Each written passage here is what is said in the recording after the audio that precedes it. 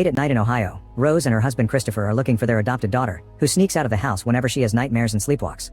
Rose runs through the forest and under a bridge to find Sharon on the edge of a cliff. Sharon looks down and has a vision of a burning place with a girl inside that makes her whisper home. Before she can jump, Rose tackles her to the ground.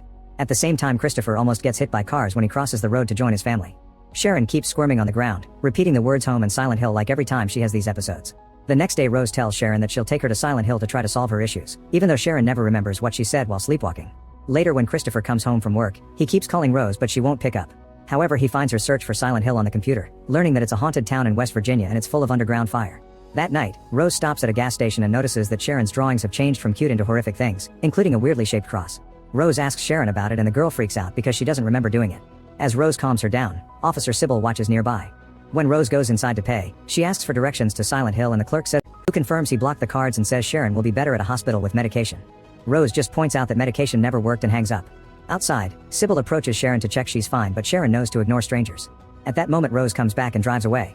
Moments later on the road, Sybil tries to make Rose pull over. At first, Rose stops the car, however she sees a sign marking the way to Silent Hill and decides to speed up to escape from Sybil. There's a fence blocking the bridge but Rose just drives through it to keep going. As they approach a foggy area, the radio starts screeching with static and Sharon screams in pain as she covers her ears. Suddenly a girl appears in the middle of the road and Rose has to turn the car to dodge, causing the vehicle to slip away and crash. When Rose wakes up, she discovers Sharon is missing and that she's on the outskirts of Silent Hill, where the fog is even thicker and it's constantly raining ash. Yelling her daughter's name, Rose runs down the road and enters the town, which seems to be empty. She sees a small figure running by and Rose follows her into a dark alley. At the same time, a siren starts wailing through town. A heavy darkness takes over the alley and Rose takes out her lighter, which doesn't help much. She hears a voice whispering "Mommy" and keeps on searching until she finds an abandoned stretcher. Someone mining gear and hung on the fence by wires that make it bleed all over the floor. Suddenly a monster called Grey Child appears behind her and glows when it tries to touch her. A screaming Rose runs away as more Grey Children show up, but she finds the way blocked by the fence. The Grey Children soon surround her and tear her jacket off as they try to hurt her. Eventually Rose finds an exit and pushes a door to enter a building, however she trips and the children surround her again, trying to grab her to keep her from moving. Rose yells in fear and the children start disintegrating as she passes out. Moments later, Rose wakes up inside an abandoned bowling alley where music is playing. She immediately runs out and tries to leave the town, only to find an abyss of fog cutting the road off. Suddenly Delia appears behind her, explaining only the Dark One can let people in or out of Silent Hill. She also shares that she had a daughter called Alessa but she lost her after they made terrible things to her. When Rose shows her a picture of Sharon, Delia says that's her child and tries to steal the locket. Rose has to push her off to be able to run away. Meanwhile, Christopher is trying to follow Rose's route and asks a man at the gas station for directions. The man explains that Silent Hill is closed off because the mines are still burning underground, so Christopher has to bribe him to get proper directions. Back to Rose, she manages to spy on the police car, using the megaphone to find Rose. But since they're in different realities, they aren't heard. Thomas reveals his father used to own the barber shop and died during the fire in the underground mines, which caused all the locals to leave the town. Some people think this town deserved its end.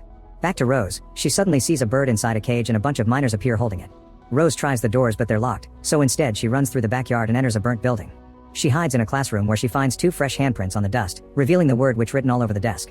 Inside the desk, Rose finds a notebook belonging to Alessa, which triggers a flashback showing all the students calling the girl witch while mocking her and throwing things at her.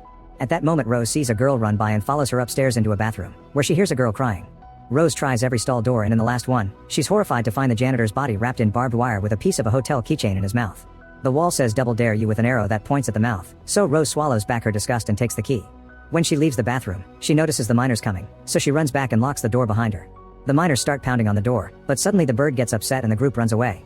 Then the siren starts again and the room starts running, finding more bodies on her way out. Downstairs there are creepers covering every wall and attacking the miners.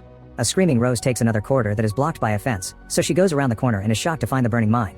She quickly crosses a bridge and looks up to find a creepy-looking Alessa making more dark drawings before she falls off. Rose lands on the backyard, where she sees Pyramid Head before she runs away. At that moment, Thomas and Christopher arrive at the school, walking through the same corridor as Rose at the same time, but they don't see each other because of the different realities.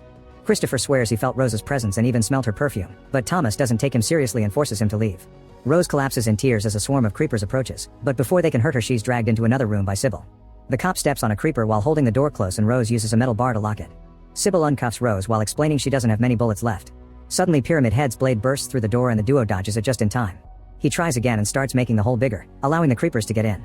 Then Pyramid Head reaches inside to remove the bar, so Sybil shoots his arm. This doesn't stop him, however, before he can come and all the creepy things start disintegrating. Pyramid Head disappears and the school looks normal again. Afterward, the duo agrees to find the hotel from the keychain, flames on her arms that suddenly grow large. When Rose blinks, Alessa disappears. Sybil finds her and throws a rope to help her jump over the hole again. Then Rose shares her conclusion. It was Alessa who made them crash and guided them to this place. While Sybil notices another cross, Anna asks them not to say Alessa's name. At that moment a bunch of birds fly out of the hole and Anna announces they must leave because darkness is coming. The trio runs through the streets as the siren wails again and they make it to the church, which Rose recognizes from the drawings too.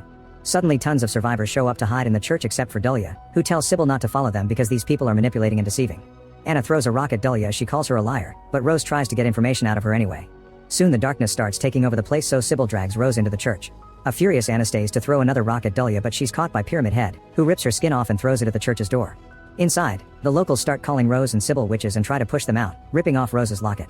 Sybil shoots her gun to make them back off as the leader Christabella arrives to calm her people down, reminding them the Anna died because she broke the rules and not because of two strangers.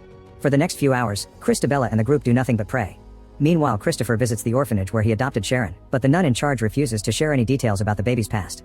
Christopher snaps and gets aggressive, however he shows the burn scars on his hands as he explains some kinds of justice are up to God before sending Christopher home, telling him to drop his search or he'll end up in jail. When the darkness hours are over in Silent Hill, Christabella finally talks to Rose and Sybil. She tells them that a demon controls the town and that Rose must face it if she wants to find Sharon, but nobody who tried has ever come back. Rose is determined to do it anyway, so Christabella and some miners take her and Sybil to the local hospital. She makes Rose memorize the map while explaining that this is the demon's domain and that the darkness lies in room B151. The miners open an old elevator and give Rose a flashlight. Christabella also returns her locket. However, when she sees Sharon's face, she notices she looks like Alessa and accuses Rose of being a witch. She orders the men to stop her, so Sybil fights them while pushing Rose into the elevator. One of the guys reaches inside and grabs Rose by the hair, but Sybil brings him down and closes the door. Unfortunately, when she fires her gun there are no bullets, so the miners surround her and brutally beat her up. At the same time the elevator goes down and Rose reaches the basement, where she recites the directions she memorized to navigate the corridors. Suddenly she finds a bunch of dark nurses who start to slowly move toward her, but they freeze when Rose turns off the flashlight. She starts sneaking past them, which only goes well for a few seconds. The nurses wake up and try to kill Rose, who dodges their attacks and causes them to hurt each other instead. Rose crawls to go through the group unnoticed and leaves the flashlight behind to keep them distracted. Then she can run again. The religious locals Rose judged her for being a bastard, which caused the other kids to call her a witch. Even the janitor was abusive toward her. Christabella convinced Dahlia that Alessa could be purified and her cult gathered at room 111 for the ritual. Dahlia was devastated to discover she had been lied to and Christabella intended to burn Alessa like a witch. However, the device they used for the witch burning malfunctioned and started the fire that destroyed the town. Dahlia tried to rescue her daughter but it was too late, and Thomas hurt his hands bringing out Alessa's burnt body. The girl was kept in the hospital, where her pain fed her anger. Eventually that anger became powerful enough to manifest herself into a ghost and she covered the town with darkness as revenge. When the flashback ends, Rose finds herself in Alessa's hospital room. Her burnt body is still on the bed and her ghost appears next to her old nurse. Alessa explains that Sharon is the manifestation of the little goodness that was left in her, and she abandoned her in the outside world to protect her from the Silent Hill curse. Christabella wants to purify Sharon too, so Rose agrees to help Alessa get her revenge.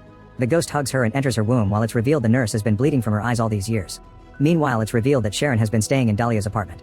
Christabella arrives with her men and Sharon tries to hide while Dahlia defends her, but the guys are stronger and easily kidnap them both anyway. Moments later the cult is gathered at the church, where Christabella starts a fire. Sybil has been tied up to a ladder and the group lowers her just enough to keep her above the fire and burn her very slowly. Soon her body catches on fire and she dies. Next the cult ties